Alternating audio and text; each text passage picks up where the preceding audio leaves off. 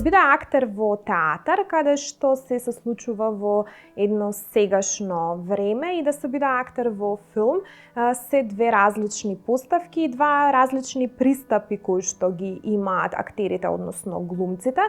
За тоа дали е подрак театарот или филмот е вечно прашање и клише, можеби прашање кое што им се поставува на глумците, и исто така во новата емисија ќе продискутираме за тоа колку еден лик може да биде приближен и доближен на глумецот, а колку еден лик може да биде отуѓен само поради тоа што има различни символички и етички вредности кои што не кореспондираат со позицијата на глумецот, односно на личноста. За сите овие прашања и за пристапот кон актерството и кон глумата дискутирам со Драгана Левенска, а нашиот разговор ќе може да го проследите во продолжение. Останете со нас. Драгана, ти благодарам што ја прифати поканата да бидеш гостинка во емисијата Мој збор. Имено јас веќе неколку години наназад те замислував како седиш спроти мене и водиме еден разговор убав за твојата професија, за глумата. Мислам дека си ми прва од таа област, од таа професија со која што би сакала неколку вака дилеми лични кои што ги имам околу глумците и представата воопшто за нивната професија да ги разрешиме. Се надевам дека и на огромно задоволство на гледачите на емисијата Мој збор и на телевизија 24, барем оние што се естети од естетска призма ќе уживаат и во сликата и во нашиот разговор. Па ајде како воведно прашање вака да се загрееме. Клише прашање, меѓутоа ме интересира твојот одговор. Обично глумците ги прашуваат дали се повеќе за театар или за филм. Што ти е тебе полесно и подраго, со однос на тоа дека театарот е у реал тајм се случува, публиката е пред тебе, малце скусен простор за грешки, поголема креативна слобода да исправиш ако нешто не е во ред, додека во филмот има некоја друга магија, имаш сценарио, имаш камери, треба тоа да го направиш у некоја синхронија со другите. Што повеќе сакаш и повеќе преферираш и каде повеќе се гледаш, у театар или у филм? Прво, ти благодарам многу на поканата. Драго ми е што сум овде и драго ми е што ќе се направиме еден така убав разговор поврзан за театарот, за филмот како што спомена. Јас малку ќе направам една ретроградност на ова прашање. Не можам баш толку така одма да ти одговорам. Затоа што, еве, например, кога студирав академија, кога ми беа моите академски денови, јас воопшто не размислував за филмот. Да, дури првата улога ја добив, бев, ми се чини, втора година на академија, Мал дисконтинуитет во време и простор на Гоце Цветановски, тој е краткометражен филм, каде што добивме 2 награди во Белград и во Нови Сад на интернационално ниво. Меѓутоа, ни тогаш кога ја добив улогата на Марија, ми беше многу драго, бев навистина многу среќна, но некако, ајде да бидам искрена, не ме дирна таа како да филмска магија. Значи, од секогаш па и до ден денеска театарот ме бил некоја водулка низ животот и мојата огромна страст која што и до ден денес. Но како што поминуваа годините, како што ти повеќе се осознаваш себе си, нели, во кој, за што си, ајде да кажам, повеќе, инаку мене ми се подеднакво драги и театарот и филмот, тоа и сум го кажувала и кога сум била многу помлада, но филмот некако со текот на годините, како повеќе, ајде да кажам, имам мало скромно искуство во однос на филмот и на тие снимачки денови, ми стана навистина многу драг. Ми се отвори една посебна љубов кон филмот и ми стана посебен. И дури овој период низ годиниве, последниве години, некако многу повеќе посакувам да се вложам себе си, можеби не е правиот збор, но повеќе да креирам на филм. Така да дојде таа една промена кај мене, која што јас никогаш не мислев дека ќе го изговорам се ова. Филмот има и tekako магија, има и tekako една своја посебна, како да наречам, посебна убавина. Филмот е траен печат. Во филмот може да се почне со снимачки денови од последна сцена. Во театарот почнуваме со читачките сцени, кои што се, односно на маса ние ги викаме, каде што почнуваат читачките не сцени, него читачките проби. И се почнува нели од почетокот на текстот, каде што се градат улогите. Градењето на улогите и пристапот на улогите е подеднакво иста и во театарот и во филмот. Занаетот е тој. Со тоа што имаме театарски јазик и имаме филмски јазик. Театарот, магијата во театарот е тоа што за мене, барам јас како го доживувам тоа, театарот јас постојано велам дека е уметност на мигот. А филмот е траен печат. Театарот е жива материја и буквално кога излегуваш на сцена, кога се одигрува некоја представа, таа представа не може да биде, односно не може да биде истата кога ќе се одигра на пример за една недела или за 2 недели. Така да секоја представа живее во тој миг. И не можам да кажам дека е различна, но нели тоа се зависи со каква енергија влегуваме ние актерите, зависи од денот, зависи од публиката, има тука многу фактори. Содржината е таа, меѓутоа таа жива материја ја прави таа, ајде да кажам, магија. Но јас таа магија ја најдов и во филмот и можам да кажам дека подеднакво ми се драги и имам така една посебна љубов сега кон тие филмски, кон филмот, кон сериите и така натаму. Така да порано некако многу подипломатски одговарав на ова прашање. Леле, мене подеднакво ми се драги и двете, не можам да одвојам. Сега е категорично веќе. Па, театарот ми е секогаш во срцето, меѓутоа најдов место и за филмот. Некако ајде да кажам, ме освои, ме шармираше, ме доби.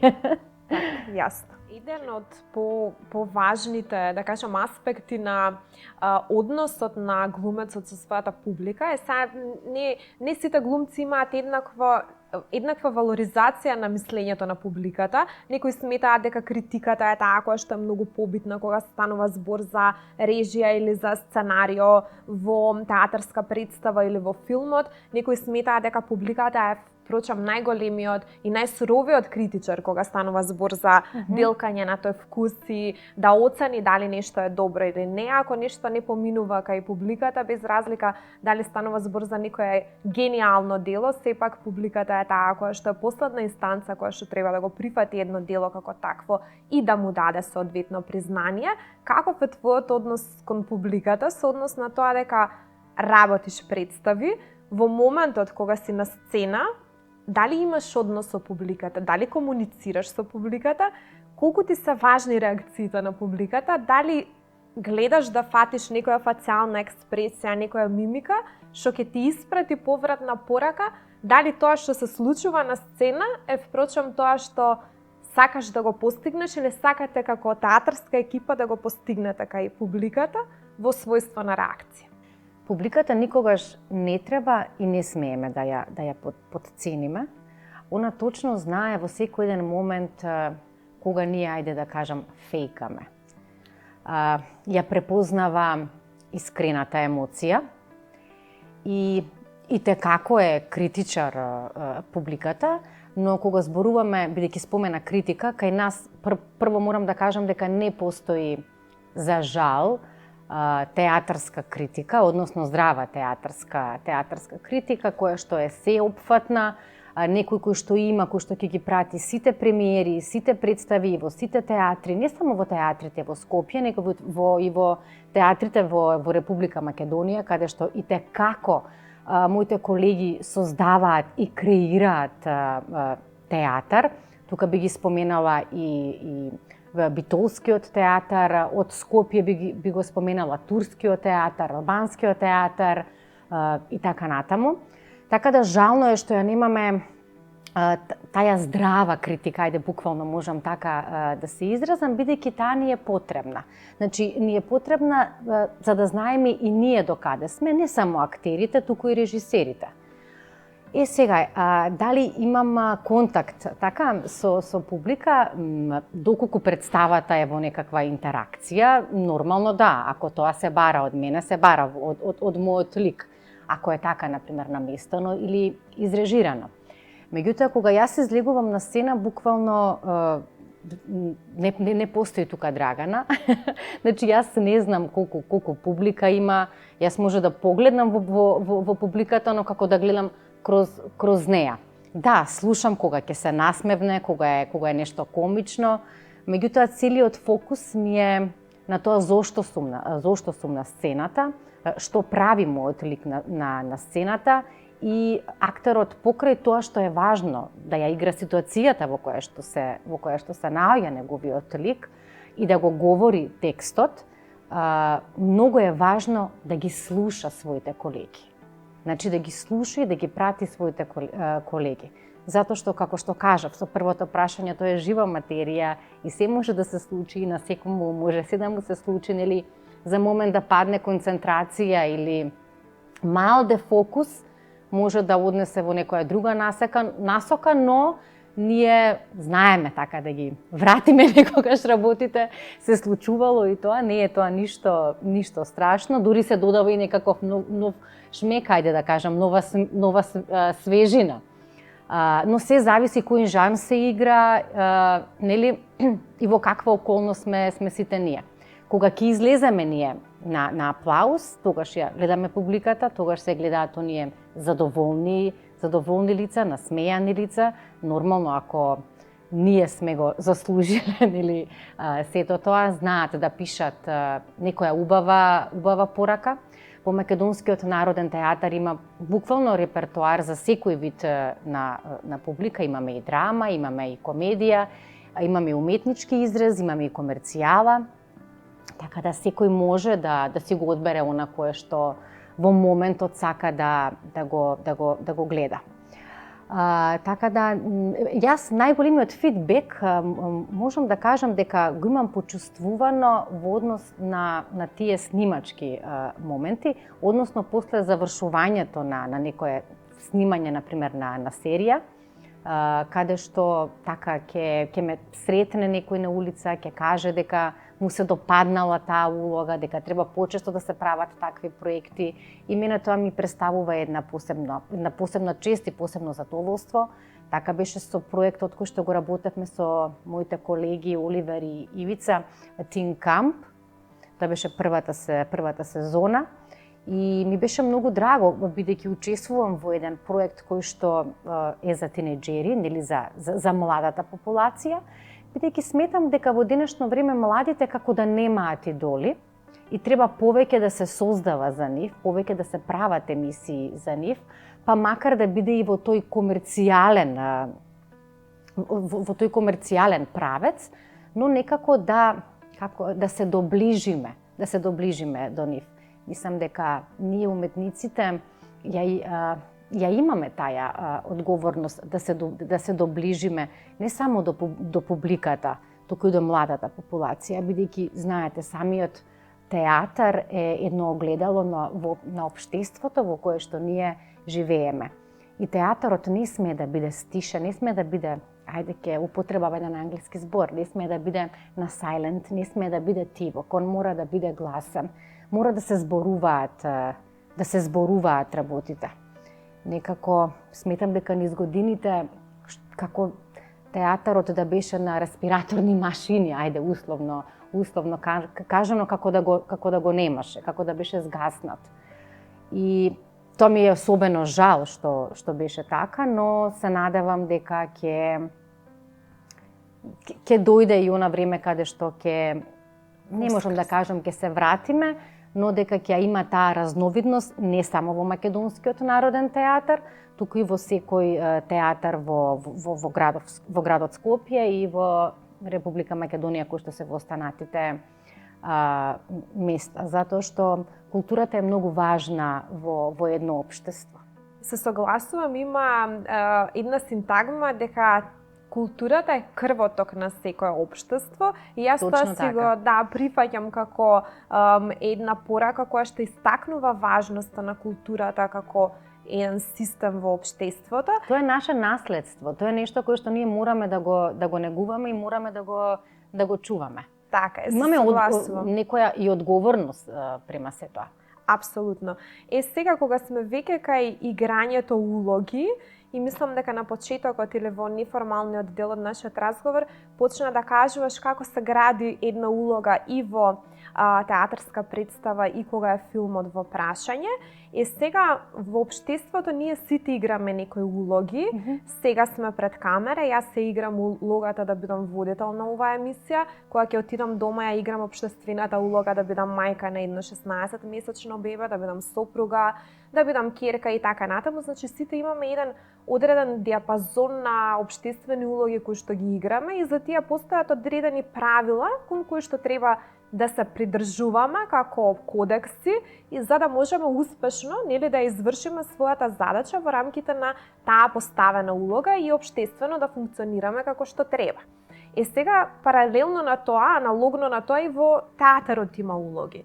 Меѓутоа во театарска представа добиваш сценарио, учиш за улогата, ја градиш улогата. Драмски текст. Да, апропо драмскиот текст, ја градиш твојата улога и точно знаеш што треба да одиграш кога си тој час или тие 2 часа на сцена во театар или си пред камера во филм.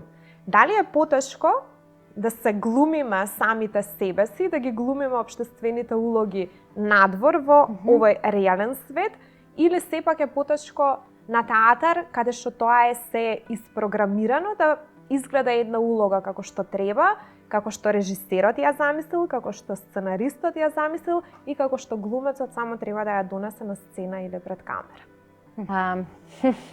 Интересно прашање. Шекспир има една реплика, вели актерот е вечно дете. И буквално е така. Ние сме на сцена деца. Деца кои играат. Деца кои создаваат свој свет. Секој актер во себе си има свој свет. Затоа и сме различни, затоа и не сме сите за секоја улога, нели? Секој од нас има послаби страни, посилни страни. На сцена се заигруваме, играме и го создаваме тој миг кој што живее тој час-два и го создаваме тој живот на онаа улога која што ја толкуваме. Сега, сите ние, јас би излажала доколку би ти одговорила дека во општествениот живот, ајде да кажам, велиш глумиме, јас би го земала зборот лажеме. Значи, сите ние во одредени моменти, во одредени околности знаеме да ги направиме оние бели лаги, така? Не постои човек кој што не го направил тоа, но има нешто многу како да кажам, поважно од се тоа, а тоа е ја не би го поставила прашањето која е лагата во сево ова, туку која е вистината. Зошто велам која е вистината? Затоа што ние живееме во свет кој што е полн со лажни информации кои секојдневно буквално ни ги сервираат преку медиумите. Тука би ги земала и социјалните медиуми, каде што се е совршено, не постои совршенство, барем јас например конкретно кога би зборувала за себе, јас не сум совршена. За мене убавината е во несовршеното. И има една представа во Македонски народен театар Лагата, која што е поставена пред 2 години и тоа е за двајца брачни парови. Меѓутоа, ние и малце и на пресконференциите режисерот малце подлабоко ја објасни лагата во која што ние денеска живееме.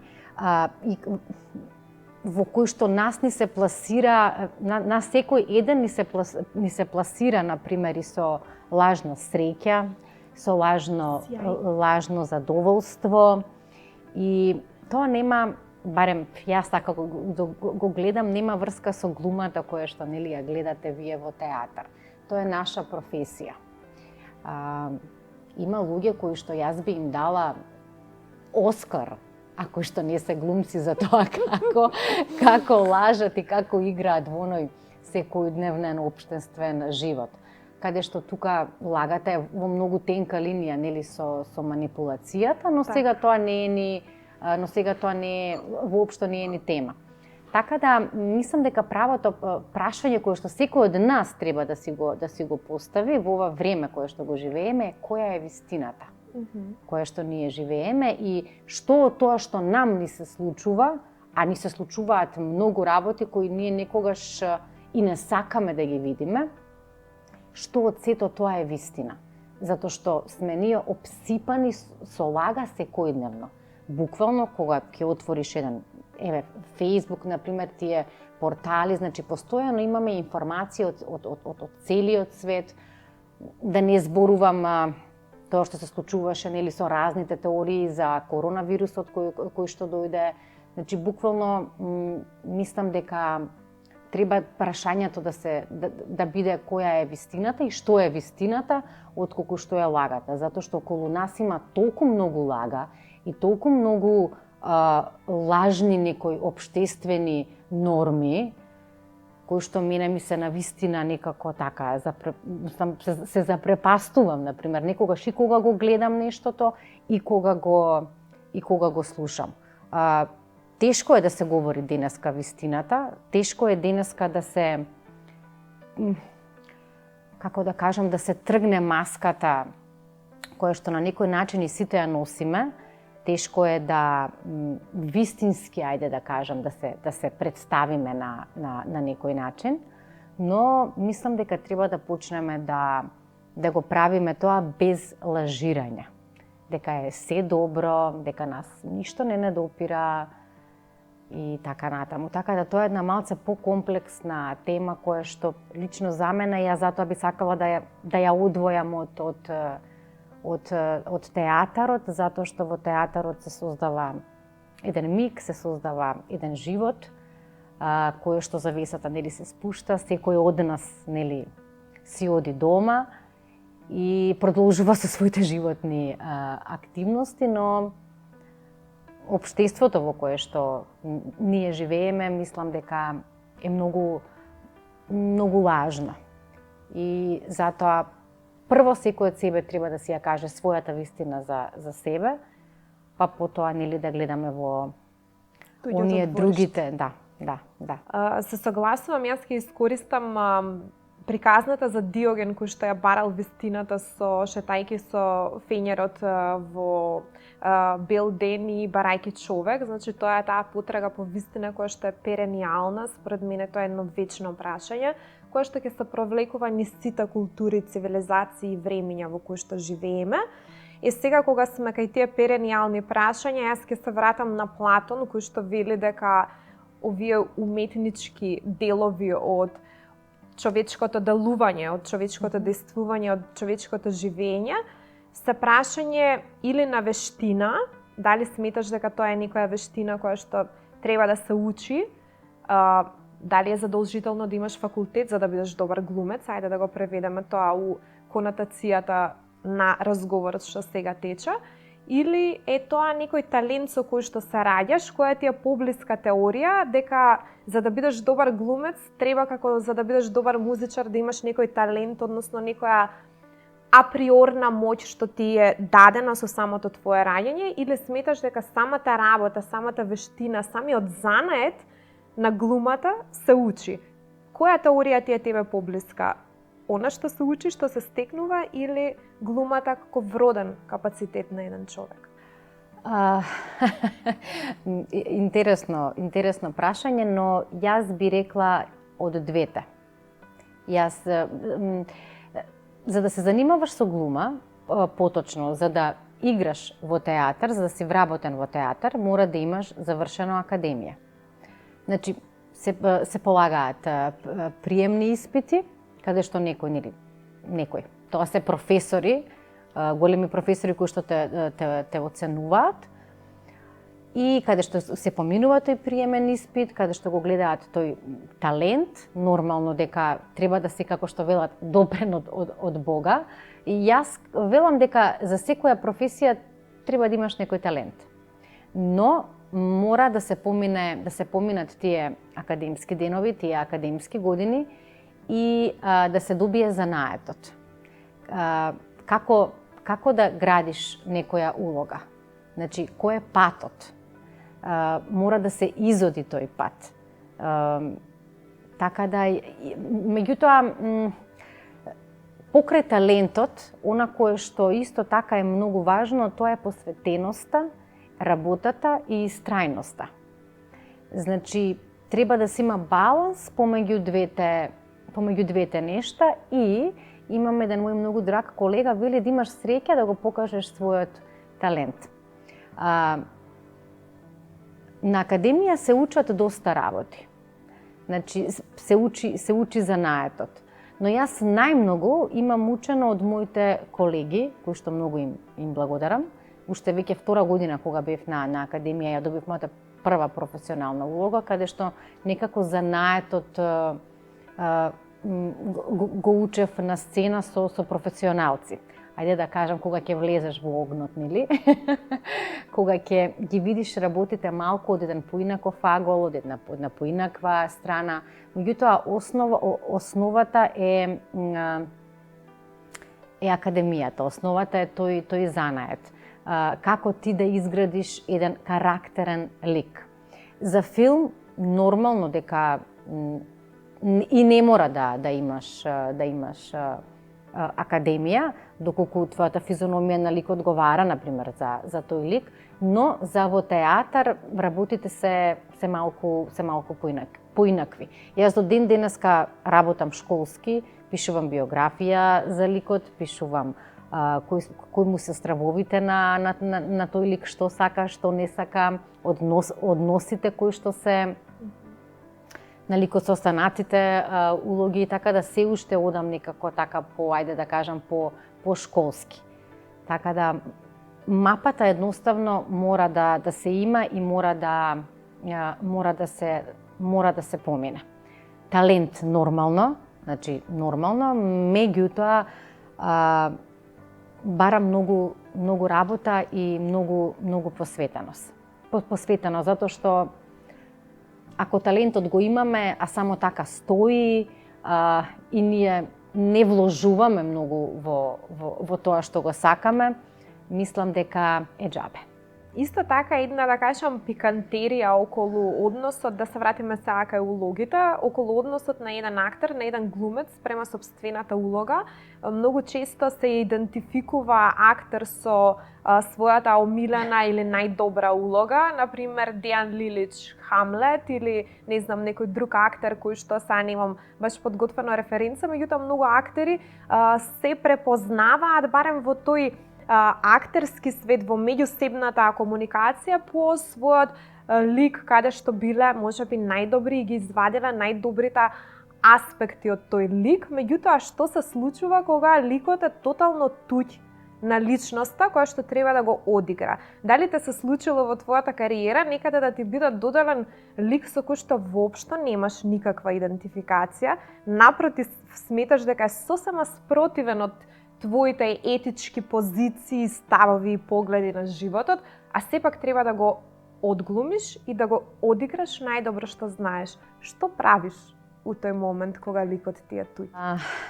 Секој, како што споменав на самиот почеток, секој актер низ текот на годините, нели, знае што може да одигра, што не може да одигра, нели, која улога е за него, која не е за него. Си ги знаеме своите силни страни, своите слаби страни. Тоа е нешто јас на академија кој што не го знаев. Никој ми го немаше кажано, подоцна го осознав, ајде така поточно да се изразам. Сум имала две такви улоги, една во театар, една на филм. Една од потешките ми била Медеа. каде што тоа беше соработка со Стоби, со Велешки театар 2016 година. Имавме направено како еден колаж од големите антички драми, земени големите хероини, ајде, така да се изразам, кои што го имаат оставено белегот.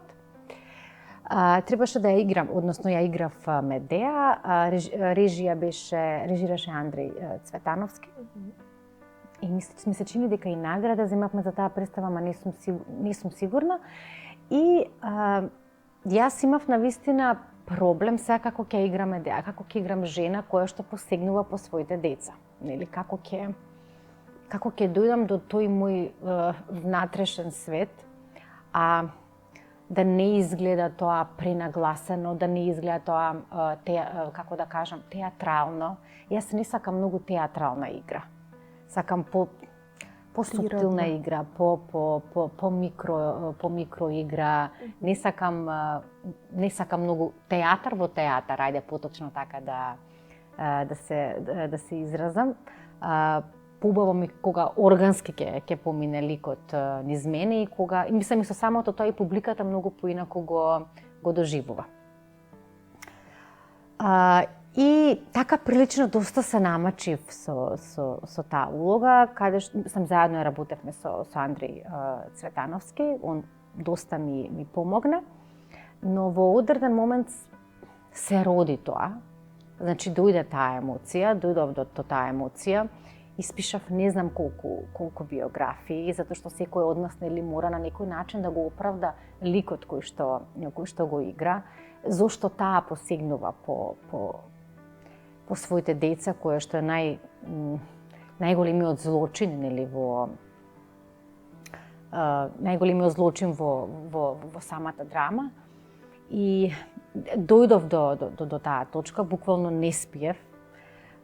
Сакав да го најдам тој канал, односно ние велиме зрното на ликот, за да можам да се спојам условно кажано со Медеа.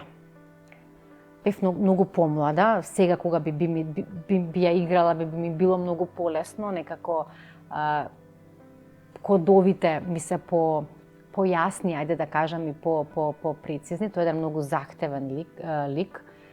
Имаш во себе разни емоции на гнев, на омраза, на его, тогаш егото не сум го ни споменала во 2016 година, односно во мојата биографија, низината карактерна црта.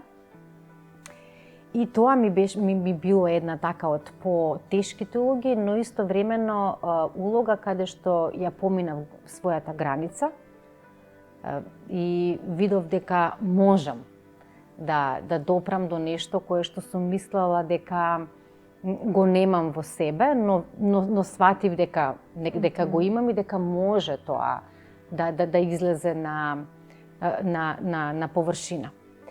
А второто ми беше кога снимав еден филм, тој краткометражен филм со Василка Аврамовска. Тоа беше копродукција со Лондон Film School. Имавме проекција во Лондон Film School, каде што добивме навистина многу убави критики и признанија од големи филмски имиња на Академијата во Лондон, кои што предаваат, и тогаш ми беше особено исто така драго. Тоа е 2017 или 2018 година, сега точно не знам. Требаше да играм жена која што е таблетоманка, например. Жена која што е изгубена и во својот брак. Жена која буквално како се откажува од се, жена која што нема живот во нејза. И мене ми беше, како викам се, за како јас ова, сега јас зошто јас ова, ајде, и со Василка, ајде, доста го работевме тоа. Го работевме така неколку месеци, можам буквално да кажам. И баш сега сосема случајно најдев на тој филм и го изгледав.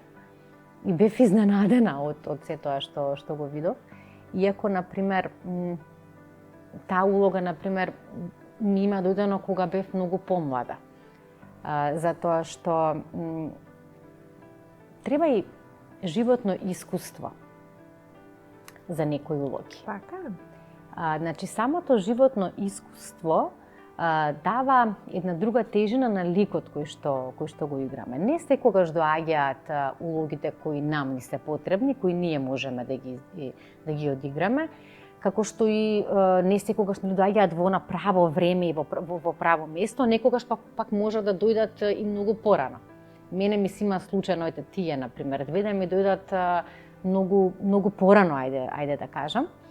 Но ми е драго, сум научила, буквално сум научила нешто од нив, ми било предизвик, сум се впуштила во тој оган и со таа улога сум ги поместила своите граници. Посебно ми беше драго кога видов, кога ги прочитав критиките од London Film School, мислам, бев навистина срекна, бев тогаш, доста помлада. Така да ете, сега тие две улоги. Имам уште една, тоа е Вејка на ветрот, Ирина Штериовска ја има режирана. Тоа ми е соочувањето со комедијата. Јас секогаш сум мислела дека не сум за комедија, дека не можам тоа да го играм и самиот ден денес, освен ако нешто не е птено онака добро напишано и е за мене. Да. Така да тоа беше Мейбел, една моја многу драга улога, се играше во драмскиот театар, камерно се играше и беше многу популарна исто представа и тоа ми беше едно така ново излегување од себе си и ново учење за себе си. Секоја улога која што ја играме е нов почеток. Так. Затоа што ние почнуваме секогаш од почеток, почнуваме секогаш од ново. Тоа не е истата улога која што сме ја играле претходно. Да, ние сме тие, сензибилитетот е тој. Меѓутоа, е нов лик на кој што треба да му дадеме живот кој што има различни карактерни особини и затоа кажав дека не секој е за секоја улога. Сум имала и улоги кои што не биле за мене, но сум пливала некако така. Што велам јас барам да бидам точна, нели? Така да, ета, тоа е. И сега кога спомна во некој од твоите претходни одговори дека на оваа младина, на овие млади луѓе им недостасуваат идоли, дефинитивно е дека постојат луѓе кои што со своите успешни приказни, со своето професионално и лично остварување и лично патување кон себе пронаоѓање, можат да дадат некаков си урнек по кој што другите младите луѓе сакаат да бидат како нив. Имаш некоја своја животна лекција, некој свој идол, некое свое мото што те води низ животот, па и кога е глумата во прашање, и доколку некој од нашите гледачи, особено младите луѓе кои што сега ќе ја гледаат емисијата и посакаат да го одат патот што е твој и можеби да бидат како тебе во некоја своја иднина, би препорачала да имаш свој репликат или сметаш дека секој треба да има свој оригинален и самостоен пат? И која е таа животна лекција која што треба да ја всади во себе за да биде свој оригинален? Гледам да бидам поконкретна, или појасна. Она што е најважно е без разлика која професија и да ја одберат во животот, да биде професија која што навистина вистински од се срце ја сакаат и имаат пред се голема страст за истата. Бидејќи секоја професија има свој мани, има свои предности, ниедна професија не е така лесна како што изгледа. Има професии, како што е глумата, кој што бара многу работа, бара многу трпение, многу одрекувања, многу пожртвуваност, бара голема дисциплина, истрајност. И она кое што е најважно е никогаш да не престанат, значи не зборувам ова конкретно за мојата професија, него никогаш да не престанат да веруваат во својот сон, без разлика на тоа кој што им говори од страна, значи да го следат своето срце. Значи тоа е најважното. Јас кога се запишував на академија, ја бидејќи претходно студирав општа и компаративна книжевност, јас буквално го следев моето срце. Јас го одев само тоа што јас го сакав. Тоа ми беше мојата цел. Значи да имаат јасна цел и да имаат верба во изборот кој што го имаат направено. Затоа што професијата е нешто со кое што треба да се носат и да живеат до крајот на својот живот. И она кое што е многу важно е да бидат своји, да имаат еден свој израз, ајде да кажам, еден свој печат и да бидат автентични. Значи, никогаш да не дозволат поради прифаќање на група на луѓе или на мнозинство или на колеги и така натаму, да се оттргнат од себе си за да задоволат туѓи и други потреби. Не, тогаш се губат, ова е за во било која професија, тогаш се губат себе си и едноставно го губат буквално тлото под нозете, имаат една нестабилност и во нив. Тука не само нестабилност, него и идентитетска криза, може да кажеме. И намалување на самодовербата, значи мора да бидат цврсто застанати на земја и да веруваат во себе и без разлика, ако се различни од толпата која што е пред нив, дека тоа воопшто не е ништо страшно, дека тоа е нивната специфичност и дека тоа е нивната посебност. Да не ја губат својата автентичност, затоа што само така ќе бидат многу добро ускладени со себе си и еве конкретно, например, кога е за оваа професија, публиката ја сака таа автентичност, не сака копија. А и во друга професија кога би одбрале, да не бидат копии, да бидат своји. Можеби на почетокот нема да бидат многу прифатени, но нека истрајат, нека стегнат заби, да работат многу на своите цели, на тоа што го сакаат и да бидат своји. И да наметнат свои стандарди, и јас и тоа би го додала. Да, така е. Ти благодарам за твоето учество. Благодарам и на вас многу. Глумењето, актерството не е само професија, со тек на времето тоа станува и начин на живот, баш поради тоа што го подразбира креативниот пристап во однос на градењето на животните позиции и дурбини за светоглед. Да се биде глумец значи да се разбираат персоналностите околу себе на еден подлабок начин и значи да се занимаваме и психолошки и социолошки со ликовите од еден многу поблизок пристап, одошто тоа го подразбира и посакува секојдневното комуницирање помеѓу луѓето, но се сложивме и дека во реалниот живот луѓето играат улоги и луѓето глумат, односно се прилагодуваат на ликовите и на социјалните улоги кои што им се наметнати. За оваа емисија Мој збор гостинка ми беше Драгана Левенска, а вие веќе следната недела ќе можете да проследите нова емисија Мој збор со нови гости, нови содржини и нови теми. До тогаш ви посакувам убава работна недела.